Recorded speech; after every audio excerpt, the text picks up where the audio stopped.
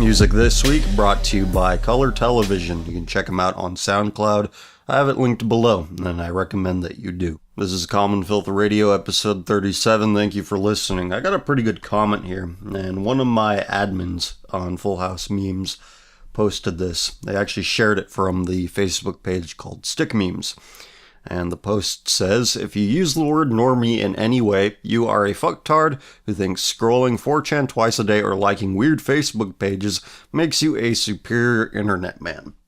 Now, I agree. You shouldn't make your tastes so a part of your identity, so deeply ingrained within your identity that it isolates you from other people because it makes you feel superior in some strange fashion. But this comment from a guy named Steven highlights why the word is used, even if what the word is associated with is a bit strange and off-putting.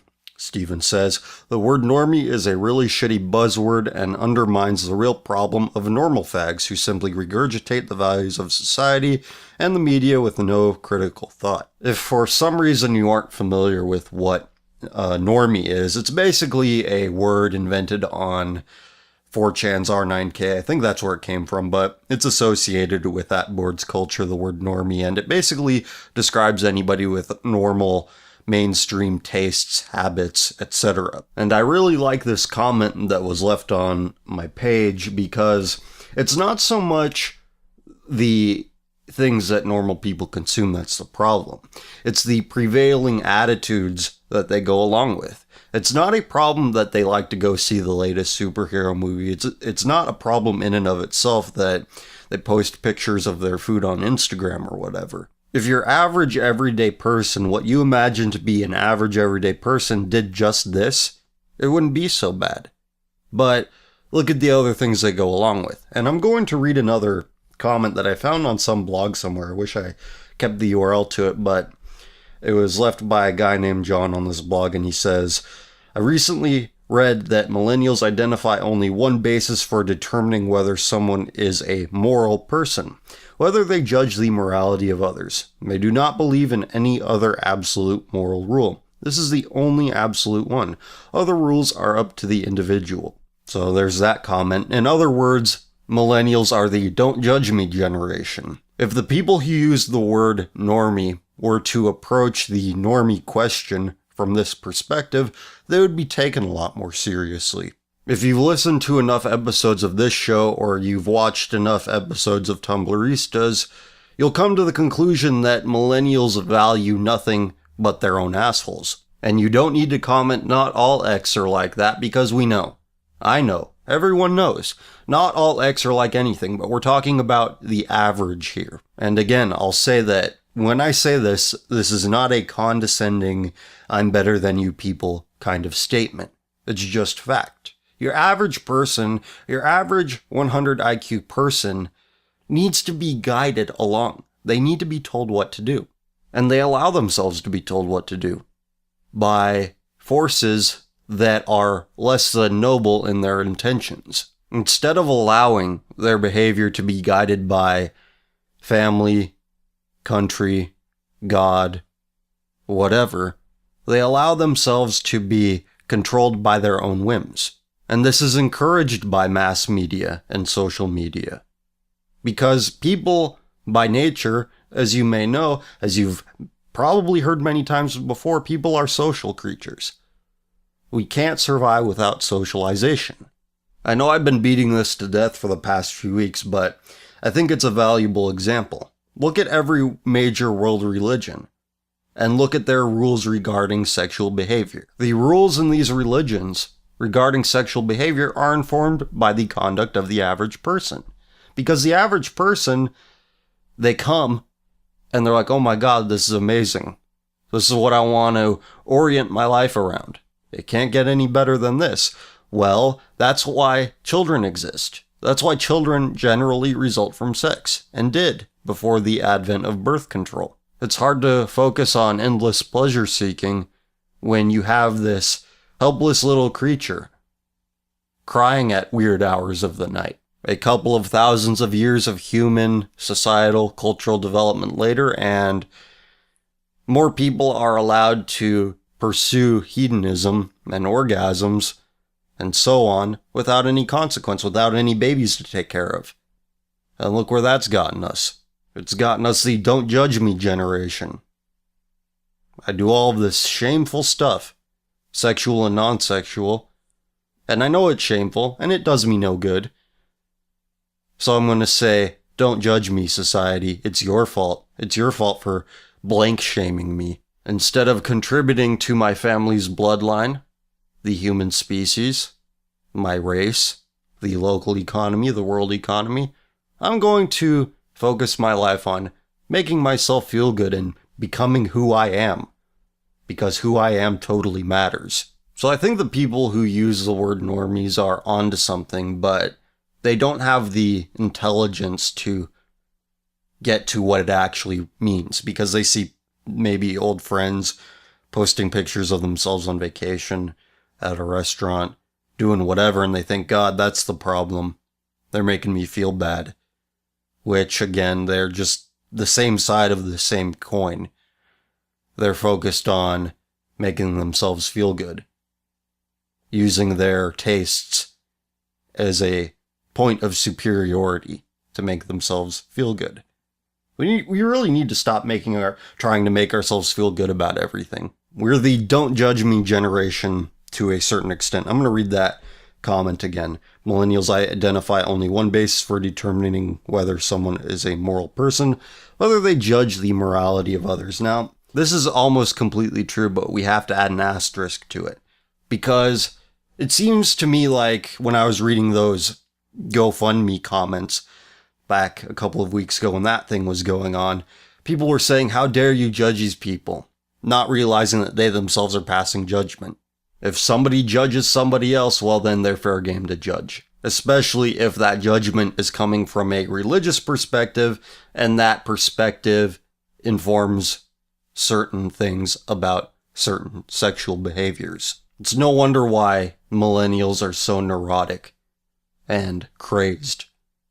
Their moral foundation, the one thing that they hold to be absolutely true, is an inherent contradiction. Maybe this is why they all claim to have gender dysphoria. Which, by the way, I have so many vines of these kids saying that they're agender, genderqueer, bigender. I played one of them last week, one of the compilations. And that's another extension of the self-esteem, don't make me feel bad, I feel bad right now, therefore that must mean I'm the opposite sex. Milo Yiannopoulos posted something, I think I'm pronouncing that right, I don't know, you probably know who I'm talking about, but he posted something recently about how there are some people that think that gender dysphoria is just a form of schizophrenia, but you can't look into that because they call looking into things hateful now, the powers that be. Finding out what makes somebody really tick and if they're ticking in the right way. But back to the original point that I was going to make. Let's assume that a person has a male brain when their anatomy says that they're female, or the other way around, and you act upon it. What good does it do other than, oh, I feel better about myself now, which most often is not the case. Sex change regret, look it up. Should be the first result when you type in sex change regret on your search engine of choice. And they aren't regretting it because of transphobia. They're regretting it because, oh wait, I was just generally depressed and isolated from society. And I interpreted that as, oh, I must be trapped in the wrong body. So people get the sex change surgery, and then what? If you're a man and you want to be a woman, you have no uterus. Even if you do have a female brain, you can't do anything about it. You can't nurture a child. You can't bring a child into the world. All it accomplishes is, at best, I look a lot like the opposite of what I was born as. There's probably a lot of insight that is somewhere inside of my brain, but I cannot extract it because, well, I have a lot to do still. I have a lot of videos to record and edit because Tumblr Easter's Raw Volume 2 is out on Thursday, and I have deadlines to meet. I don't want to miss it. Yeah. And in the next week or two, when everything is calmed down for me, I'm going to be trying my hand at a book review. So that's on the horizon, and I will review it on this show. But in the meantime, I'm going to get through as many questions as I possibly can before I have to upload this. I'm going to keep this one anonymous. It was sent to me through email because it might be sensitive in nature to the person that sent me this. So it goes like this. Hey, first time listener here. I just watched your episode 36 and I really agreed with you on the single mother issue. My dad abused my mom for years and they got a divorce when I was in 3rd grade and we moved away from him. I'm 17. I've grown up without a father during my entire developmental period so far. As a dude without a dude in my life, I have 2 sisters and my mom. How can I find a positive male role model? Or do I even need one? I felt lost and alone all my life, but I'm on track and doing fine without him. Thanks. If it's a positive male role model you're looking for, look within your family and look to people who aren't abusive pieces of shit. I don't know if you have any cool grandpas or uncles in your family, and if you don't by some chance, read books about guys who fought in wars or books about guys who led wars. Men being masculine up until very recently meant you defended your village, you defended your tribe, you defended your country. And I'll bring up the point again, these girls that want to be boys for some reason because they like the aesthetic of it. Notice how most of these girls who post vines about being gender fluid and, oh, I'm trans, I'm a boy now, they never actually do masculine things. They never build shit, they never fight shit. They don't join the military, despite a few tokens here and there, but they aren't in combat roles. They aren't going off and doing the down and dirty stuff. They think being a man means dressing up like you're in an emo band, and it's pathetic. That's what happens when there's no real competition anywhere. That's what happens when there's no real danger. And people want to be safe. People want to survive, but everything in moderation, even safety. Because if you're too far removed from life and death situations, you get crazy. And that's all I can really think of with regard to your situation. Just look within your own family. Is there any man in your family that has their shit together? And if not, look to history, look to people that have defended civilization, putting their lives on the line. Look to them for a masculine role model. And sorry about the noise there. I live in a place where people like their loud music and fast cars, and they have loud arguments with their Hispanic girlfriends in public places. And I know I've used that line before, but it's from a character I thought up in my head, and I have nowhere else to use it unless I want to do like an audio drama, which might actually be pretty fun, but that's for another time. Let's do a question from Han. We got 2 of them. Oh, okay, there we go. Do you think a world where every man is alpha would work? What do you think would be the positives and negative of such a world/situation? I was reading a book and a question similar to this was brought up and wondered what your thoughts were on it.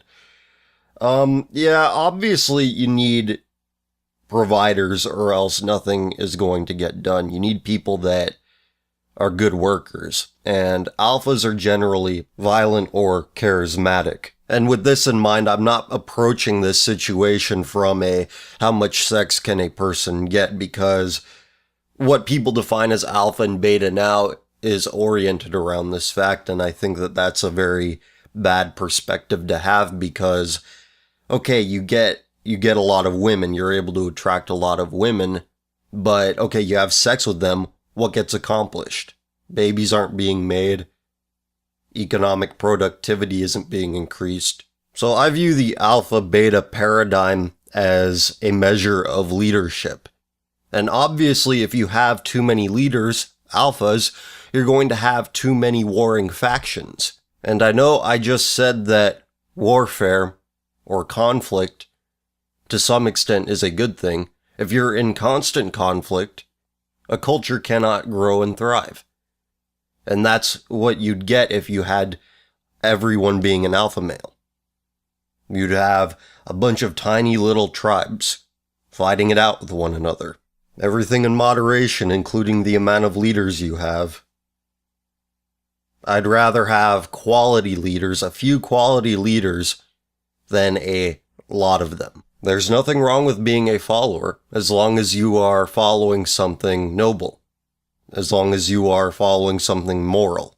I think the situation right now is that we don't have quality leaders, and we don't have a quantity of them. We have no boats, we have no paddles. Let's open the email entitled Encouragement.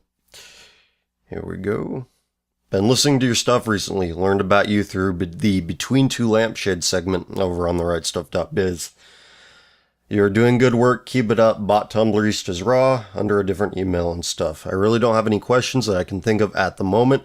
All I can say is that it's depressing for all of us going through what is essentially the slow and painful death of our people. But keep up your work and keep showing folks like me and others out there that they aren't alone. If we have enough people conscious of the fact that they aren't alone, we might be able to pull through. Content creators like you who are brave enough, talented enough, and not autists are a big part of that. Simply showing to everyone else how fucked up shit is, and showing to those who know they aren't alone does so much. God bless. Thank you very much for your kind words and your purchase. I saw someone say recently that having a sense of belonging is just as important as food, water, and shelter. And good or bad, a lot of people get a sense of belonging from the culture they consume. And what people expose themselves to, what people consume, it provides a basis for a shared experience. And shared experiences create that sense of belonging. I think the people who make podcasts like these, who make videos like these that share a similar sentiment, we come from a place where we consume the same stuff, but we don't get the same sense of belonging out of it. We don't see how we have anything to do with it. We don't relate to it as other people relate to it. So I think you bring up a good point, because civilization has morphed into something that has nothing to do with us. It's no longer civilization as we know it. And it feels lonely. But who knows, maybe we're just a silent plurality, and maybe stuff like this will wake it up to some extent. But once again, thank you. It means a lot to me. We'll do another email question here. I don't know why it's loading so slowly. I don't have any torrents going or anything. Do a question from mine. And he sent me a link to the New York Times article about Hiding from Scary Ideas by Judith Shulevitz. And he included this particular part. The safe space Miss Byron explained was intended to give people who might find comments troubling or triggering a place to recuperate. The room was equipped with cookies, coloring books, bubbles, Play-Doh, calming music, pillows, blankets, and a video of frolicking puppies, as well as students and staff members trained to deal with trauma.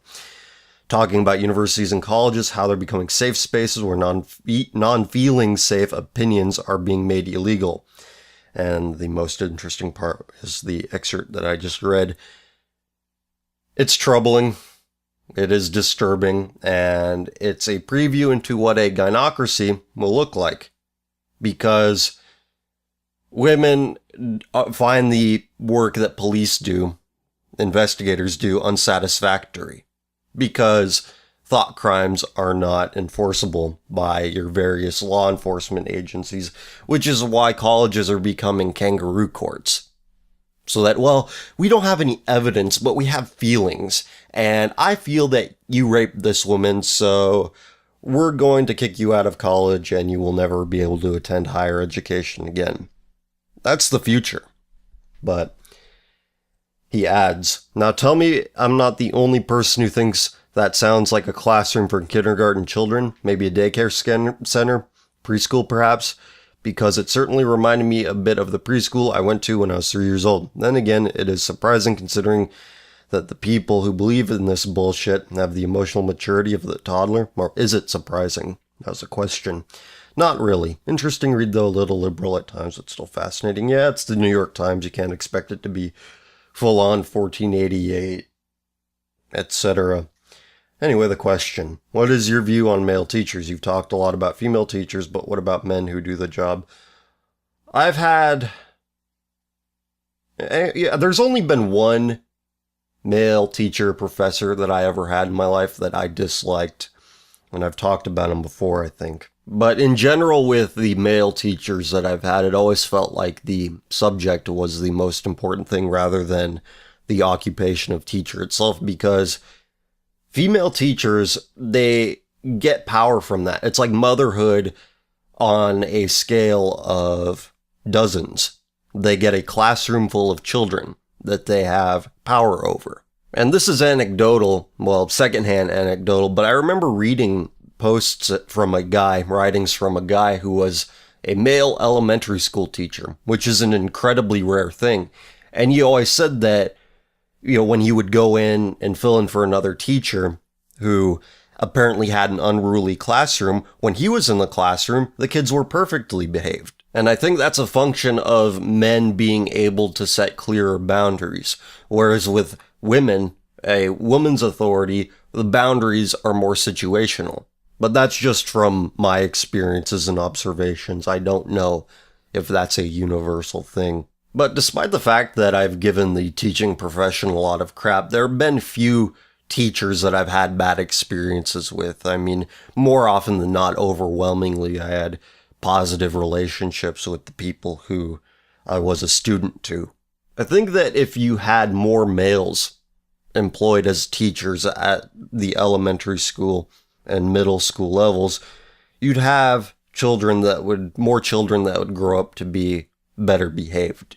But the problem is that most men don't typically want to teach the humanities like English, which is what these sorority girls use as their pulpit, the English classroom, to tell kids that, oh, you're non-binary? Well, let's read some literature about that. Here's an outreach program for non-binary people. Guidance counselors, too. I don't think that there are many male guidance counselors. Because if there were more male guidance counselors, they'd probably advise their students to go into the trades. Listen, hey, you're not that bright? Well, don't go waste away in college for 7 years. Go learn how to fix cars. Go learn how to fix boats. Go learn how to weld. Society doesn't need 1 million people following their dreams. It doesn't need 1 billion people following their dreams. It doesn't need playwrights. It doesn't need lighting directors. It needs plumbers and electricians. But I don't think anyone in academia has the capacity to realize that. You talk to some of these people and they think that, oh, we build society. We teach people, despite the fact that they know nothing themselves. It's like you talk to these people, they think they have the most important jobs in the world when they're nothing but overpaid babysitters. And that article about colleges becoming glorified daycare centers, it's proof. And by the way, I keep getting these offers from these YouTube partnership companies. The talent partnership team here at blank, I'm not giving them free advertising. We are one of the first and largest YouTube networks, and we've recently celebrated our 10-year anniversary.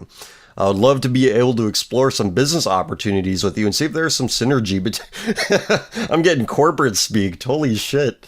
Between our services and your goals for your YouTube channel. Well, if you figured out what I'm all about, you would cut me off and run away with the copyright. That's what you'd do, buddy. You said mean things about blank group of people here.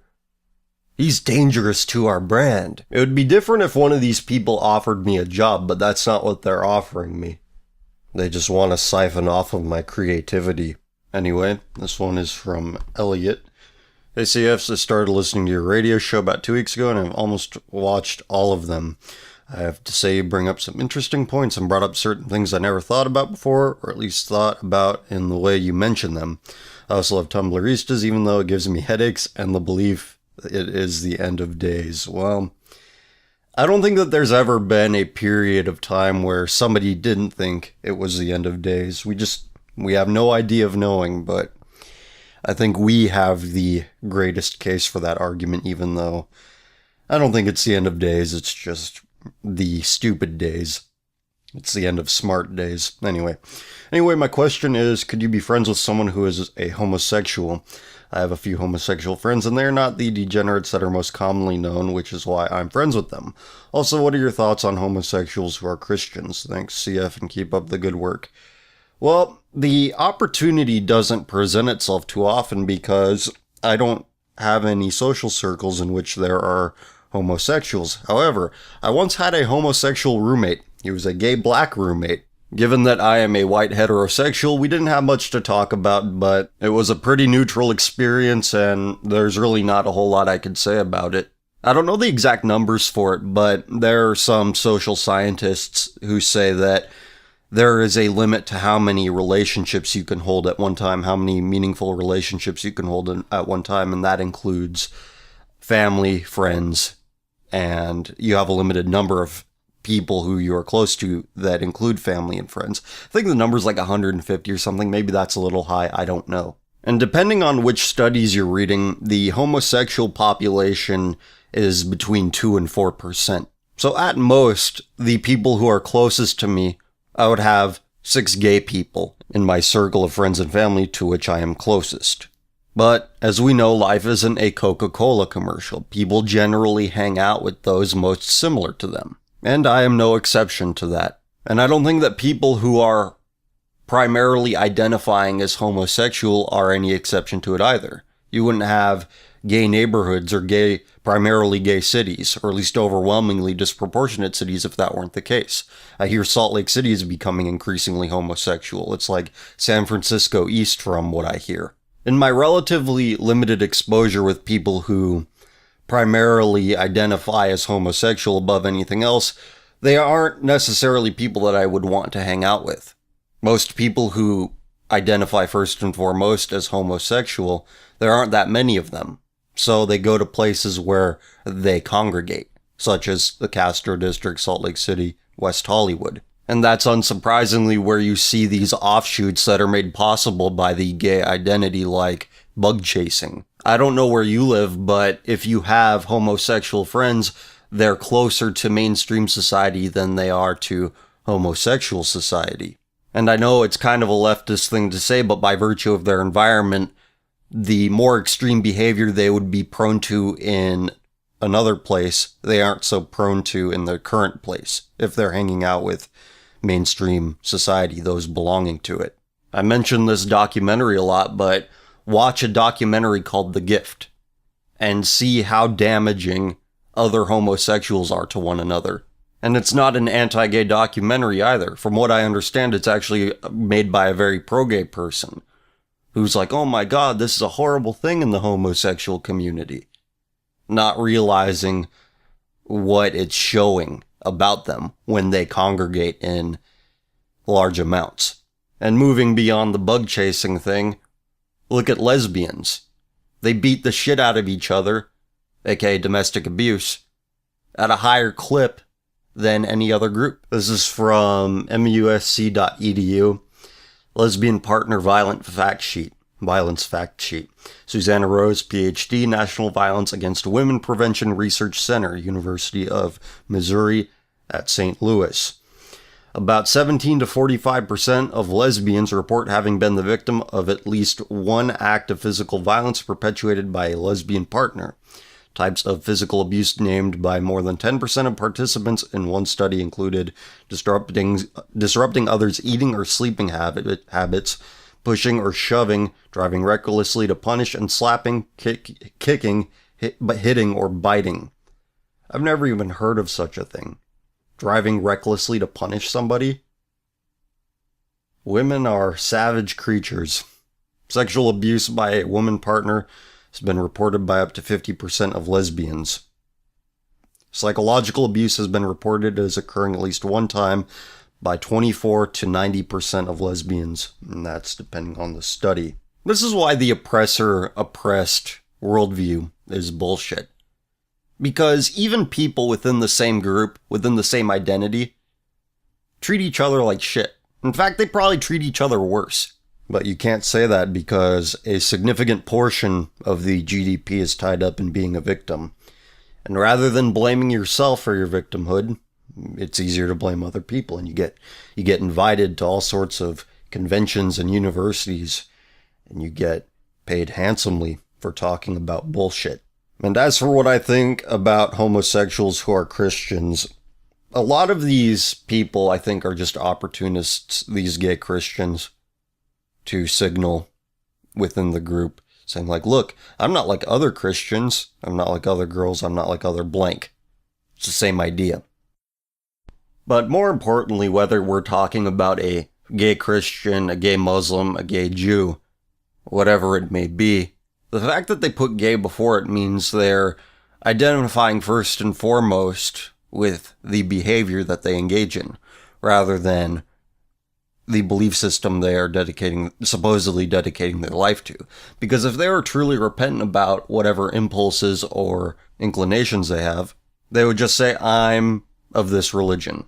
I'm a follower of this religion. I have severe doubts with regard to the sincerity of these people's beliefs when they attach the identity associated with a certain sexual behavior to a belief, to a religion. You can't serve two masters. It's just not how it works.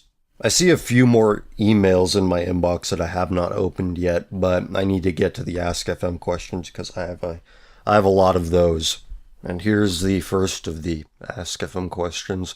Maybe it's just me, but you sounded pretty shaken during that last episode. I can't imagine trying to do what you do every week.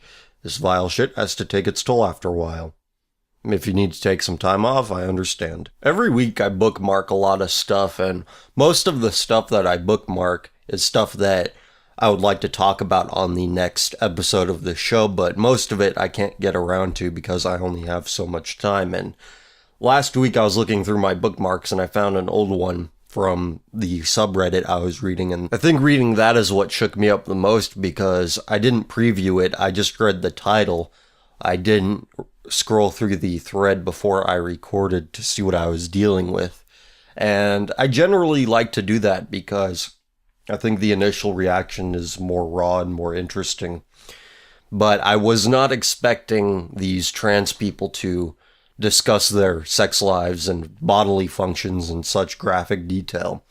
And I think that disgust was reflected in my voice. But thank you for your concern, and don't worry too much about me. I'm doing okay. I've uploaded something every week since late October, and that was after a hiatus where I took about 6 weeks off, and I don't want to do that again, so no more breaks. It must continue consecutively forever. Next, from the reactionary tree, what are your thoughts on America becoming a majority non-white country in 30 years? Do you think whites will wake up to their demographic displacement, or will they go along with the Brazilification of the USA? I'm going to use a pretty strange example to explain the answer for this question. Recently, Adam Sandler was making a movie, and a bunch of Native Americans walked off the set because the script was offensive. And this was news for some reason. For some reason. It was on Facebook for a day, the trending topics there. It was on Twitter the same day, trending topics there. All because some Indians got all huffy. Now, this is a guy, Adam Sandler, who's a member of the tribe, yet in every one of his movies, he LARPs as some variety of Gentile. Did you hear Southern whites bitching about how people from Louisiana were portrayed in The Waterboy, when that movie makes people from Louisiana look like inbred, violent, mentally retarded hicks? Do you hear whites in general bitching about how he portrays the Gentiles? The answer is no, but you'll have whites all over social media getting offended on the behalf of the Red Goyim. So my answer is this. If whites won't stand up to how Hollywood portrays them, how people in the entertainment industry portray them, there's no way in hell that they're going to wake up to the fact that this is no longer their country. This land no longer belongs to them because they gave it away, and they have no interest in taking it back. My advice to whites in America is to go to Belize, live with the Mennonites, and you'll get an idea of what it'll be like in another 30, 40 years to be white. Next, did you see the Tumblr called White Supremacy Memes when they were still active? If so, what did you think of the blog? White Supremacy Memes sent me a message, and whoever ran that blog or run it, I don't know if it's still up, they sent me a message. Whoever runs that sent me a message and asked me if I was still doing this podcast, so they at least listened for a time, and that's pretty cool. And I was a follower of theirs on Tumblr, so I'm a fan, and if they're not active anymore, that's too bad. What do you think of smoking, drinking, the weed plant, salvia, LSD, and other drugs? Out of those that you listed there, smoking is the least damaging on a societal level. Smoking tobacco, while it does give you a higher risk of cancer if you do it, it doesn't impair you immediately in any way. And people don't forge an identity around smoking tobacco like stoners do with smoking marijuana. I don't know much about salvia or LSD. I did know a guy who sold salvia through the internet, and he invited me to Oink back in the day, Oink's Pink Palace, thanks to him. And LSD, no. Honestly, I can't say much about any of these drugs because the only thing that I've ever done is drink alcohol. And that's the truth. I've never used marijuana, never salvia, never LSD, never heroin, never cocaine. I've never done any of these things. Someone gave me a big bottle of vodka for Christmas that I barely touched. I am now needing to be on my game. I need to be on the ball. So being in a state of inebriation for any period of time is a bad thing because I need to be productive. So, whatever. Do you agree with the following statement? Anyone left of Ron Paul might as well be a communist. I don't know. I do think that libertarianism has become a joke since Ron Paul retired from Congress. If you need any more proof of societal dysgenics, just look at what has happened to libertarianism. It has gone from Ron Paul to Bell Knox. Yeah, great improvement there, huh? Have you seen the Tumblr blog Communism Kills? If so, what do you think of her and her blog? I remember I made fun of her on Full House Memes one time. I tagged her page in the post and said something to the effect like, how do you rationalize being a Jew and the founder of communism being a Jew? But she had a pretty good sense of humor about it, so I harbor no ill will towards Communism Kills. Next, what do you think of similar YouTube personalities, Arini, Aaron Clary, Stefan Molyneux, Rockin' Mr. E, and Millennial Woes, the Manosphere, and the Reactosphere? The timing of this question is pretty funny because Arini and Matt Forney, I think, posted a video recently or a podcast recently bitching about the rightstuff.biz, and I've been on two of their podcasts. I've been once on The Daily Show, once on Between Two Lampshades. So I have nothing against Arini or Matt Forney, but I am loyal first and foremost to that which is loyal to me, and they help me grow my audience. And as for the other guys, the only one I don't know on here is Rockin' Mr. E. Aaron Clary follows me on Twitter, and Millennial Woes I've been subscribed to for a while now, and I really enjoy his videos. He's probably my favorite on here. As for the various spheres you mentioned, I wrote last year that the Manosphere is full of morons. And I can't say the real word here because YouTube considers homophobia a crime type. Seriously, upload a video on YouTube, just any video. You don't have to actually publish it and start typing in tags where it says to type in tags. Type in homophobia and it'll say homophobia in parentheses, crime type. But yeah, the Manosphere is basically a politically correct version of what Royce has been doing for the better part of a decade. And the article that I wrote on the Manosphere, which probably isn't very good, I'll have to go back and look at it. It took screenshots from a comment section on a Return of Kings article, and it was a bunch of bitching about how Royce is racist, even though his writings are why this thing exists. Nothing says alpha male like bitching about the opinions that some guy has regarding certain races of people. But there are some writers in the Manosphere who have been published on Return of Kings and whatnot that I thought have had cool things to say. I read a Return of Kings article on here a couple weeks ago, and I thought that article was really good. But yeah, there are certain lines that the Manosphere won't cross, but I will cross those lines, and I'll do it frequently, because my income is not dependent on selling ebooks to the easily offended. Which reminds me, I got a question on Tumblr recently. Somebody sent me a question. Why do I hate black people? The question said, why do you hate black people? Not if I hate black people. Do you hate black people? The I am so enlightened, tolerant, and progressive crowd doesn't realize the irony in getting offended on the behalf of other people, but what can you do? Alright, before I go, Tumblristas Raw Volume 2 is out on April 30th. It should be out around midnight, the same time that episode 18 will be up. And before you ask me what happened to Tumblrista's episode 17, it got taken down for having a misleading thumbnail. I didn't get a strike against my account, but yeah, I'll put it up on Bandcamp for free one of these days, so keep your eyes peeled for that as well. Also, be sure to check out soundcloud.com/colortelevisionmusic. You heard him at the beginning of this episode, and you're about to hear him again. So until next time, you all take care of yourselves, and I will talk to you later.